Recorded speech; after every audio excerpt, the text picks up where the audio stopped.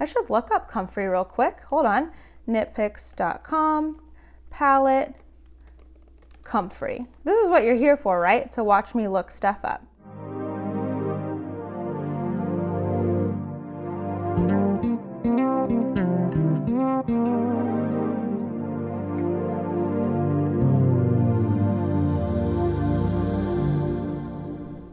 Hey everyone, my name is Natalie, also known as Knitty Natty. Welcome to episode 45 of the Love and Stitches podcast. Today is Tuesday, December 17th, 2019, and it actually feels like winter here in North Texas. Thank goodness. On Sunday, it was 75 degrees. It was so hot, and I think I even got a sunburn over the weekend. It was crazy. And then Monday, temperature dropped, and now it's in like the 50s and cold and cozy enough for me to wear a sweater.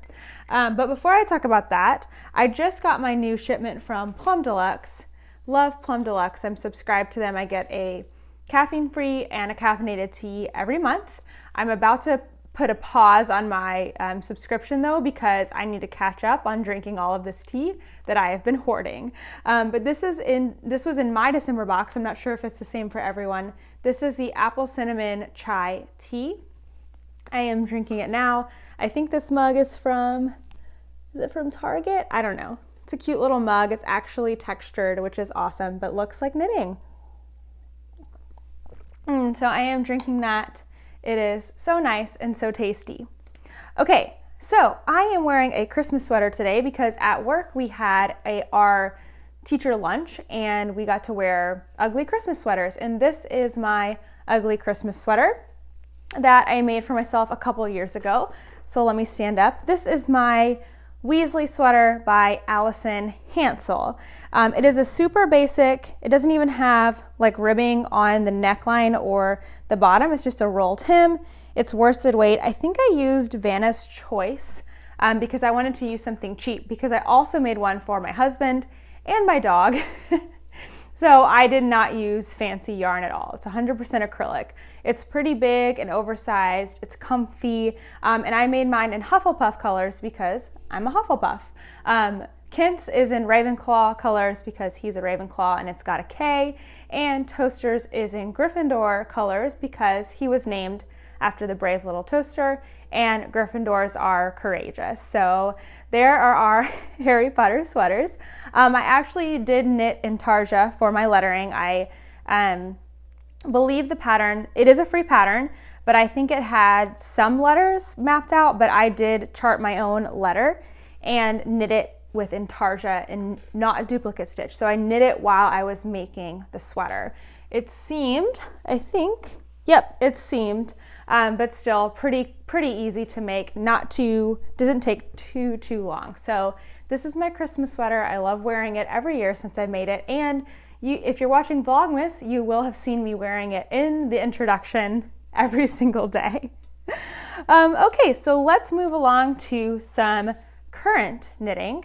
And I actually have a lot of finished objects, but that's because they're all granny squares. So whether you consider those finished or not, I'm going to consider them finished because I have not done a lot of anything besides work this week. Work and get ready for trips. So my knitting and crochet definitely shows that. I haven't even really knit on socks because every morning when I get to work, I don't even go to my morning duty because I'm getting teachers ready for testing. So what I should have done before starting here is figured out the color names of all of the granny squares, but I didn't. So I'm just gonna have to show you and tell you in words below what each of these are called because I really don't remember. Actually, I am gonna take a moment to look these back up and figure out these are the ones that I have done since we last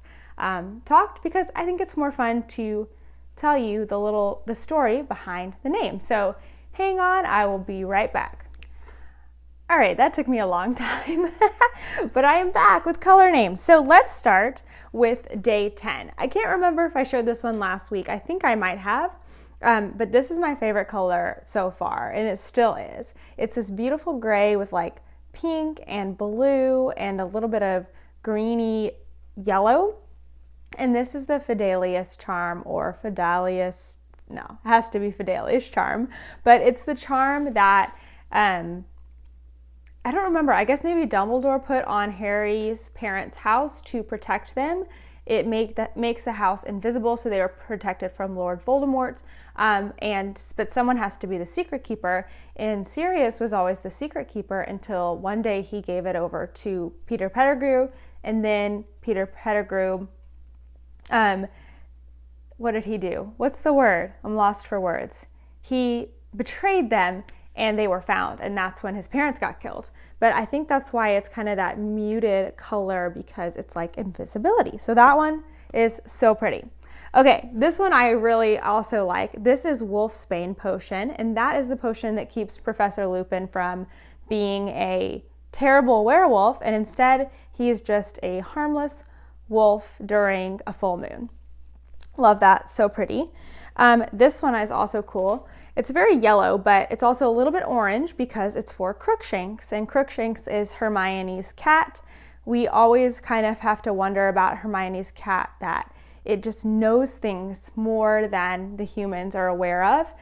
Very, very caught on to Peter Pettigrew real quick when he was Scabbers. This is day 13. This one is Care of Magical Creatures, which is the class that they take at Hogwarts that Hagrid starts teaching in their 3rd year. So that's a really fun color. This one's also super pretty. This is day 14, I believe. And this is Dementor's Kiss. This one's so cool. Love that one.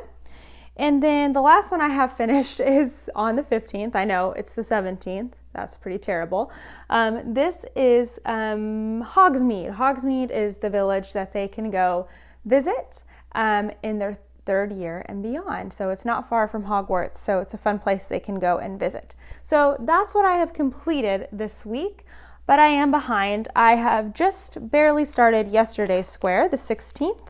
I am this far into it. I just started that during Carline today, so I did not get very far. And this color is a gray with a little bit of like just different shades of gray, green, a little bit of yellow. This is Scabbers, and Scabbers is the rat that is really Peter Pettigrew, but we just don't know it until almost the very end of the book. So very interesting. And then I have day 17 unopened, which is today, tucked inside my cute little bag here. So I was doing a pretty good job keeping up with the days. I got behind a couple days and then I would catch up. So I'll get caught up here in a little bit. I'm not too worried about it. But it's been a good routine for me to take these and do them at school. I just keep my scissors and my tapestry needle inside the bag, along with usually just one ball of yarn, and also my crochet hook. I'm using a D 3.25 millimeter. I love these Clover Amour hooks. They're my absolute favorite. They're flat on the top, so you can really place your thumb wherever it is comfortable, which I really like. Those I am making just granny squares. They're gonna be a blanket one day, but I'm using my Scrappy Granny pattern, which is free on my website as a photo tutorial. It's free on YouTube as a video tutorial, and if you want the PDF, you can get it for free on Ravelry.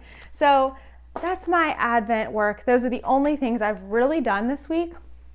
I do have a little bit more to show you, but it's pretty pathetic. So I have my socks here in this Erin Lane Christmas bag, and I've worked on them, but not much. And I am not at all caught up in my normal month-to-month, week-to-week sock knitting. So here you can see I started turning the heel last week, and I finished turning the heel and then have done this much here on the leg. So not much progress for a week. But I'm not worried because we're about to travel and I will get so much knitting done as we're traveling on these socks. It's kind of like I'm intentionally not knitting on them so I can save them for the trip. That's not what I'm doing, but it'll work out just fine. I'm using this sock blank that I dyed with Kool-Aid and sprinkles. It's mostly green on this side and mostly white on this side, and it is knitting up so pretty. I can't wait to finish them and block them. I want to finish them before Christmas, I think, because I'm already sort of getting like tired of them, even though I haven't even finished the first sock yet. But I would like to finish them before Christmas since they are, by Christmas since they are Christmas colors. I'll still wear them after Christmas, or maybe I'll save them for next year, I don't know. But then I can start a fun new pair of socks January 1st from somewhere back behind me. So yeah, not much progress there. But if we're measuring progress, I have made negative progress on my other whip, which is my playtime shawl. I'm doing a two-toned playtime shawl. I made negative progress because I have taken out the project and started it over. So this is the one that I started over. Is it? Wait a second. It is not. I've made more progress than I thought. So anyway, this is the piece that is no longer. I had a little more done. I had the crisscrosses, but I had made a mistake in going from green into blue. I was missing a stitch on either side, which means I made a mistake, but I made it the same on each side, which is interesting. That doesn't always happen. And so I was able to start to count my stitches and see where I got off, and I realized it was right after changing colors. So what I realized, instead of taking it all back, I just decided, since I wasn't very far, I would just start over. So now I am here in the, there's hair, my hair, everything, all over. I am here doing, adding the color in again, and I'm making sure to be really careful that when I do the second row here, I don't miss where I've joined the new color. Because I think what I did last time is I missed a stitch here where I joined in the green color. I must have done it on the other side too, but you better believe that I am going to count my stitches after each row this time. I have stitch counts in the pattern for every every row actually, which was a suggestion by my testers when I had the playtime shawl tested, and hey, it has really come in handy. I didn't think that I was going to use it myself, but here I am because I keep making mistakes on it. What's funny is when I tried to start it over, I also used the wrong stitch. I used the double crochet that I'm using in my granny squares because I was used to doing that. So I had to rip it out again. Luckily, I only got like 2 rows in that time.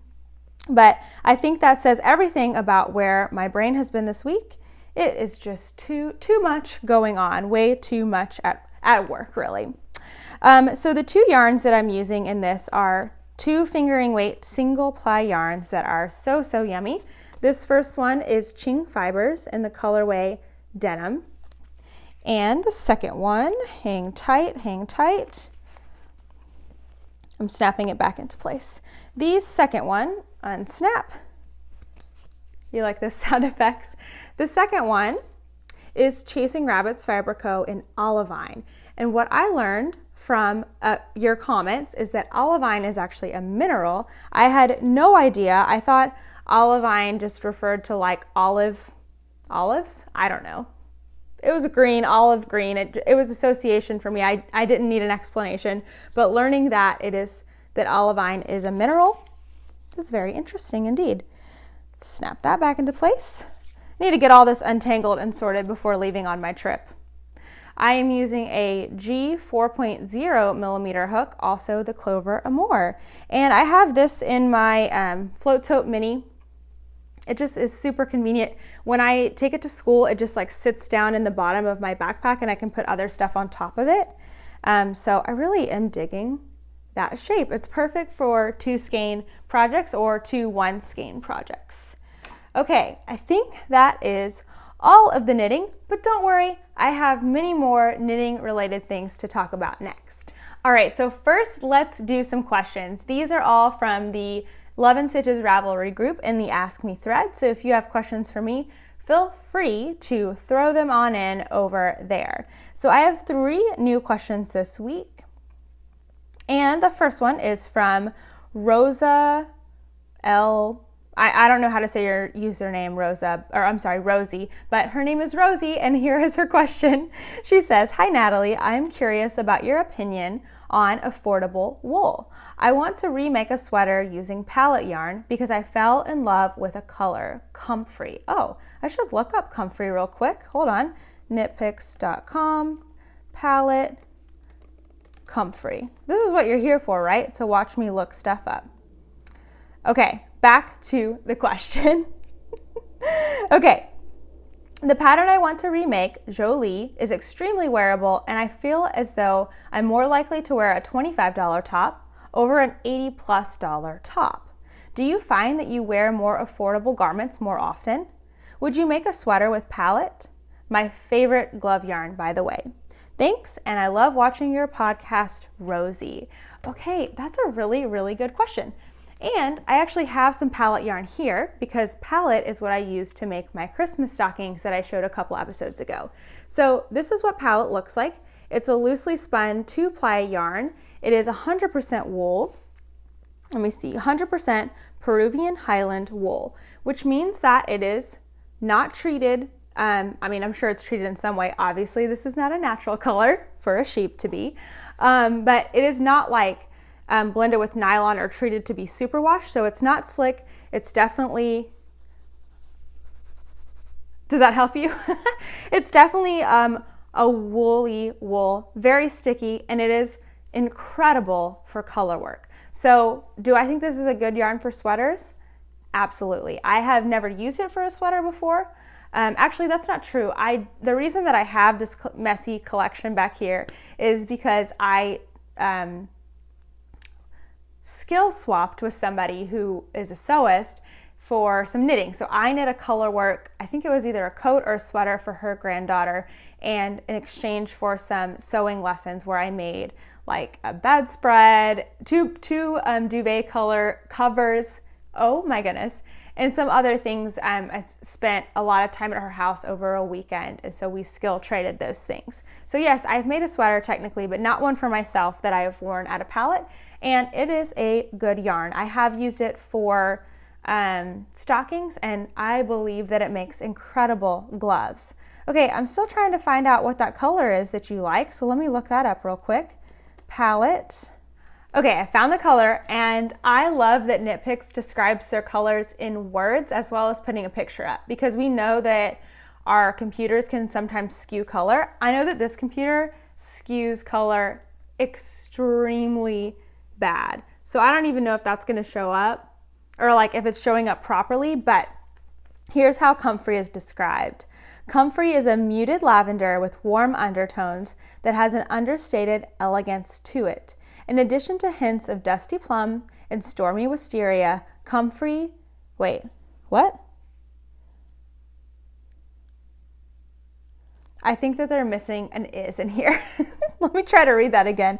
In addition to hints of dusty plum and stormy wisteria, comfrey is a lovely color that pairs well with other muted colors and soft pastels. So I feel like the color description really helps you to know the color. Anyway, I think that's so beautiful. You should totally make a sweater in that, Rosie. That's so pretty. Okay, so as far as affordable yarn goes, I have a few garments. I actually really don't have that many. This one that I'm wearing here, I would consider a garment made out of affordable yarn. Now, I don't wear this very often for 2 reasons. One, it's a themed sweater, so yeah, it's not gonna get daily use. Because of that, that is why I chose to use an affordable acrylic yarn, because I knew I wasn't gonna get a ton of use out of it, and it didn't feel worth it to invest in some, hand-dyed wool to make the sweater. Now, as I'm wearing it right now, to me, feels a little uncomfy. I really do prefer a wool or a natural fiber because I think it feels better on my skin. So I've tried to make some garments in the past with acrylic again, especially worsted weight acrylic, and I've just found that that doesn't work for me. For me, I would rather invest in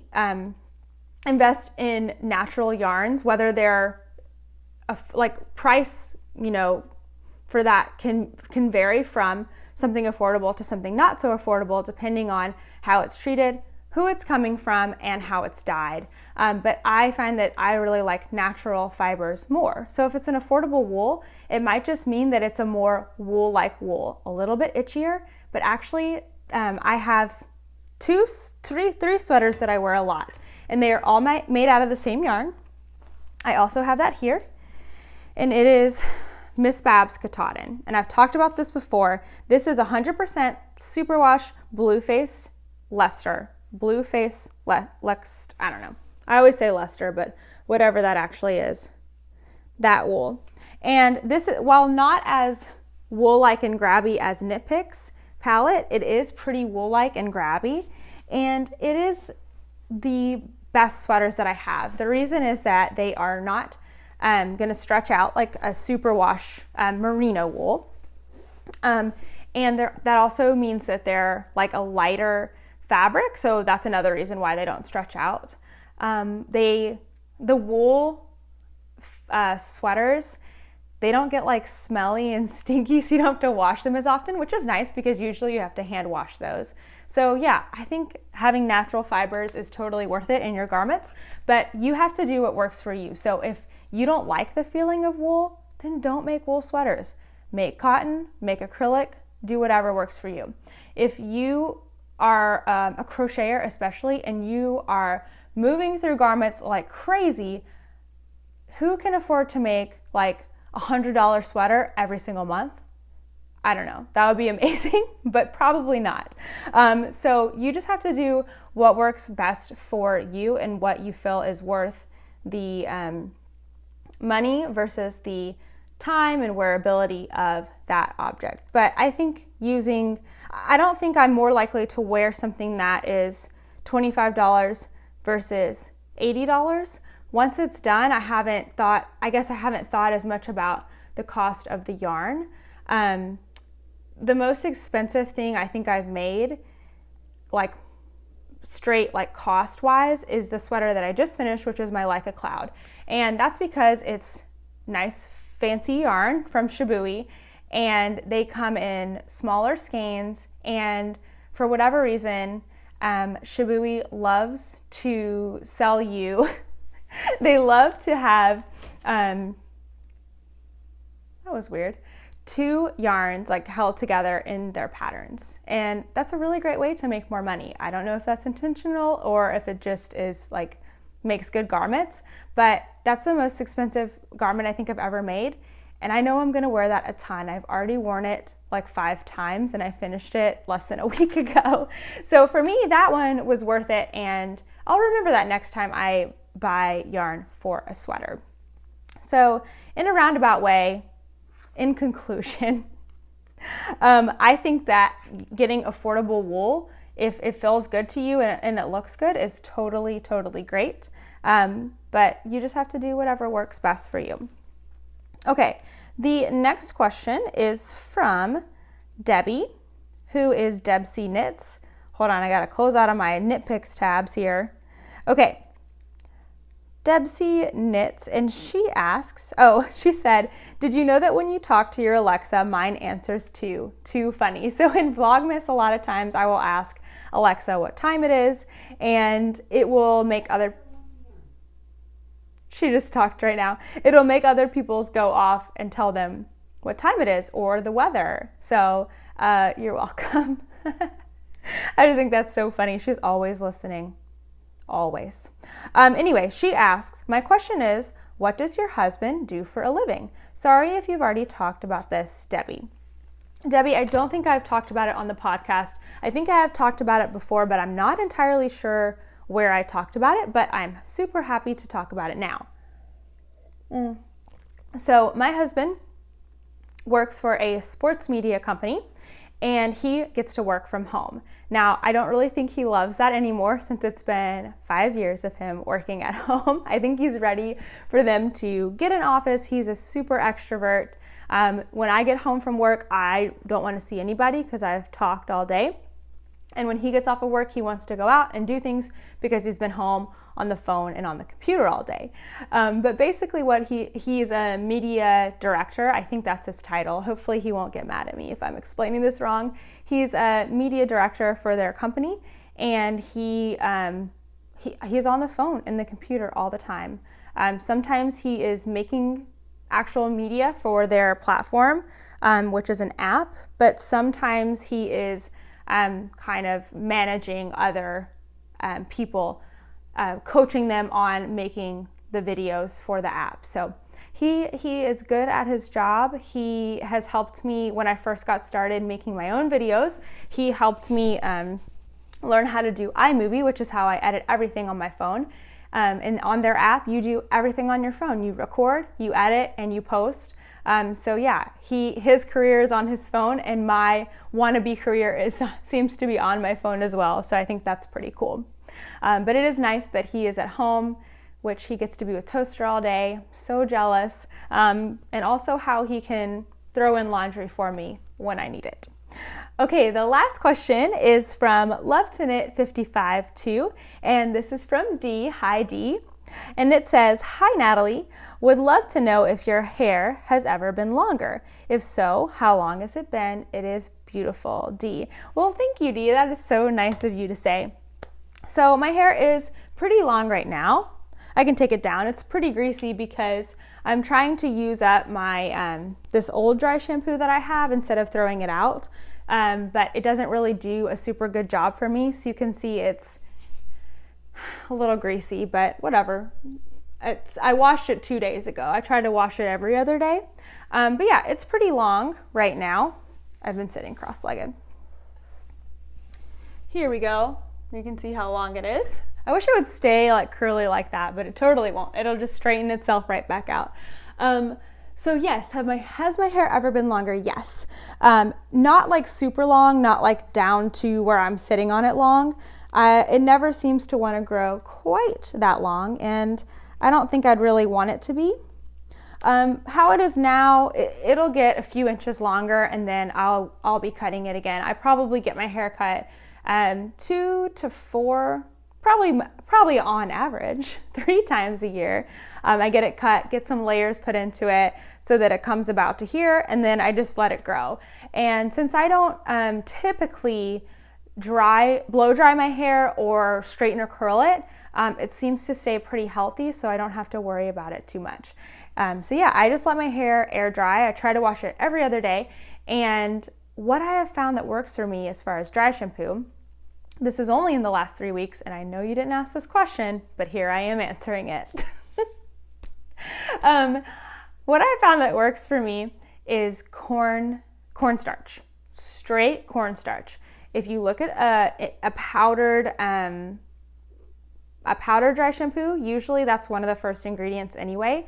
So I just literally got my cornstarch from the kitchen, poured it into a separate container so I'm not mixing like kitchen cornstarch with bathroom cornstarch. And I got a old makeup brush, washed all the makeup off, made sure it was really clean, and that is what I've been using on my hair. So at nighttime, I will take the makeup brush, get it into the cornstarch, tap it off, and I will put it like along my part, and then I'll move my hair over, put it here, and put it like all along my scalp. Rub it in a little bit, but not all the way, and then I sleep with my hair up in a bun. That has been wonderful for my hair. It's a little too much if I put it on that morning. Sometimes I'll get a little bit on my hands and put it in, but if I put it on at night, it seems to like absorb all the oils, and then I just brush it in the morning and it seems to do pretty well. So yep, that's my hair. That's my hair story for you. I think 3 or 4 times in my life I've cut it shorter than my shoulders, and that was to donate it after it had been really long. I did it in elementary school. I probably did it sometime in middle school, and I've definitely done it since graduating high school, although I can't remember if I've done it recently. I've donated to Pantene and Locks for Love, whatever that one that was very popular several years ago, but I think I've done Pantene more recently. But yeah, that's my hair. This is the color of it. Ever since I went to before I graduated from high school, I was getting highlights, and I decided that I was going to stop getting highlights because I was going to have to start paying for them, and I did not want to do that. So I grew out my highlights not quite 10 years ago, and this has been my hair since then. One day I would love to go blonder again, or if I can even call my hair blonde anymore, I think it's graduated to brown. But not like a pretty brown, just like brown, light brown. Okay, I think that's it for the questions. So hopefully that was fun. Oh my gosh, I'm so sorry. I was probably screaming into the microphone just now. I'm a mess. Okay, let's move on to news. Okay, so I have had a new pattern come out since the last podcast, and that is the Classic Can Cozy. So you can now find that on my Ravelry store, my Etsy shop, and soon to be on my website. I just need to get it up on there. But if you want to purchase it with a discount code, there is still one good through December 27th, but it takes a little bit of effort. So I have on YouTube a love letter to the Classic Can and Classic Bottle Cozies, and it is a video. It's about 20 minutes long. I talk about the inspiration behind the design, the process of it, ways to use the cozy, and etc. So if you watch that video, you will see a random word appear on the bottom of the screen with a 30. So it's like random word 30. That is your code for 30% off through December 27th. Yeah, 27th, because it's good for 2 weeks, and the video dropped last Friday. So that is your code for 30% off on Ravelry and on Etsy, just for that Classic Can Cozy pattern. So make sure that you watch the video so that you can find that code. Now, I've tried to make the code very obvious. I think it's up for a minute, but if you watch the video and you're still having trouble, please just message me privately and I will help you out there with the code. It's supposed to be a fun thing, not a stressful and tedious thing, but hopefully you enjoy watching the video along the way. Okay, I had a new tutorial come out on Tuesday. Oh, that's today. A new tutorial come out today, and that is the 1-stitch brioche increase. So in making my new shawl pattern that's going to come out in January, which I will start talking about in January a lot, trust me, I sort of accidentally invented this 1-stitch brioche increase.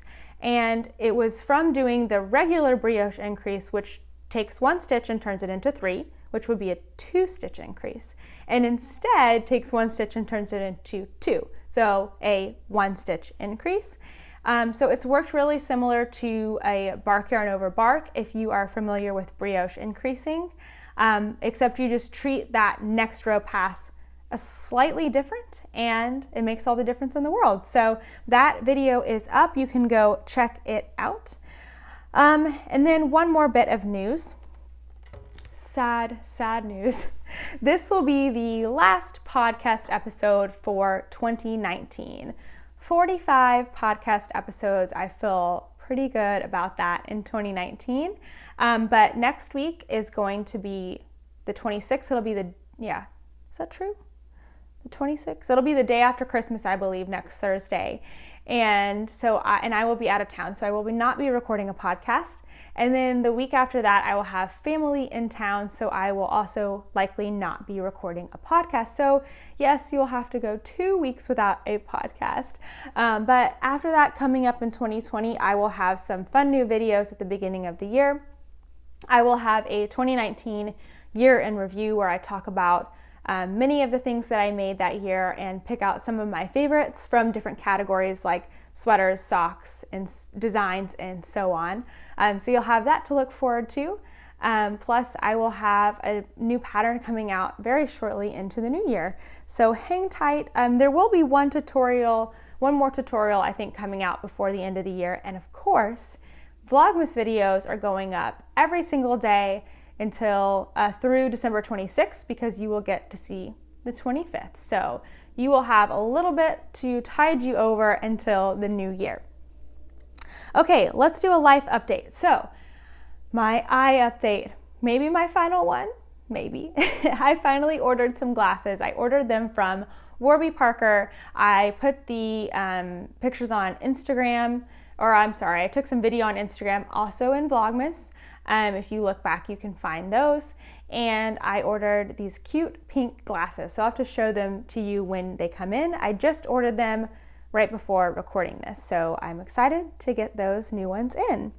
I think I'll probably be ordering another pair if I can get this one covered through insurance. I have to see if I can get reimbursed for them first, but then I might go ahead and order a second pair. So I have two cute new pairs that feel comfy and don't fall off my face. I've had a crazy amount of work these past 2 weeks, but I only have 2 days of school left. Oh, I'm so excited. So tomorrow, Wednesday, I will be continuing the busy testing season along with my co-testing coordinator, my coworker, and we will be rounding out testing hopefully tomorrow. Maybe a few tests on the last day of school on Thursday, but I hope not too many because that's not fun for us and that's not fun for the kids. So hopefully we can get most of it wrapped up tomorrow. But 19th, it's a half day, it's the last day, and I am flying to Tampa, not Orlando, even though we are going to Orlando eventually. So we are gearing up to go on our Christmas trip. We are going to Orlando to Disney World for Christmas. We are doing this because my brother-in-law works out there, and if we want to see him, we have to go to him because his schedule is just busy. And the rest of our family that lives down in Houston, they are going to meet us out there. So we're just going to have a big, fun Christmas. Also, some friends are coming. It's going to be crazy. We have a big Airbnb, so it's going to be a lot of fun. On Thursday, though, I'm actually meeting my husband and his friends out in Tampa. We're going to go to a Stars game. They're going to play the Tampa Bay Lightning. And then the next day, the next night, we're going to go drive down to, I don't remember, Sunrise, I think. It's near Miami, and watch the Florida Panthers and the Stars play. So 2 Stars games on the road. It'll be a lot of fun. And then Saturday, we're going to go watch SMU, which is my husband's alma mater. Is that what you say? Where he graduated from college. They are playing in Tampa for their bowl game. And so we're going to get to see a football game. So many sports. And then we're finally going to Disney. So if you want to see all the fun, make sure you're watching my Vlogmas episodes. You will get to see lots and lots of Disney days on there as well. All right, lastly, things that are bringing me joy this week are cheesy Christmas movies. Last night, I don't think I'd watched a Christmas movie really until last night. I watched a terrible, it was like really bad, but also really cheesy, and I watched the whole thing, so hey. On Netflix, it's the Night Before Christmas, I think. Very cheesy, has Vanessa Hudgens in it. So much cheese. I think tonight I'm going to watch, it's a trilogy now, because the first year it was the Christmas Prince, and I've seen that one. Then it was like the wedding last year, and now it's the baby. So I got to watch the wedding and the baby, of course, so I can see those. So loving those cheesy Christmas movies. Oh, I also want to watch the one on Disney Plus that has Anna Kendrick in it. So excited. If you have any good recommendations for cheesy, heartfelt, heartwarming Christmas movies, put them down there. I cannot wait to watch them. All right, I think that is everything. Don't forget, I will not be seeing you for a few weeks, but don't worry, I will be back in January. All right, thanks for watching. Bye.